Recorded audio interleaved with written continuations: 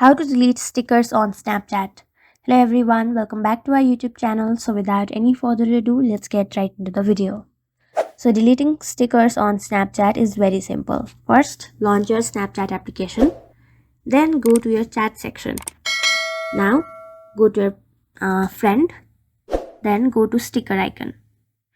Then simply go to this scissor icon where all your stickers will appear. Now in order to delete any of it, I am showing you by deleting this squared one. Tap and hold on it, tap and delete, and it will be deleted. Next option, without having to use any of the friends gadgets, go to your camera icon, click a picture, then go to the sticker, then go to scissor icon, tap and hold on it, and then delete it. So that's it. Thank you for watching this video. Make sure to like, share and subscribe to our YouTube channel. If you got any questions, comment them down and I'll catch you in the next one.